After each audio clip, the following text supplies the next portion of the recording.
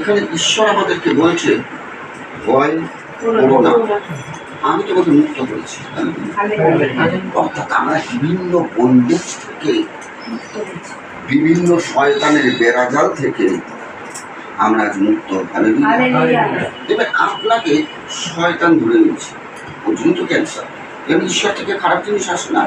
আমি বারংবার বলি, মন্দ শক্তি থেকে যাবতীয় সমস্ত কিছু আসে, যাবতীয় সমস্ত কিছু আসে মন্দ শক্তি থেকে।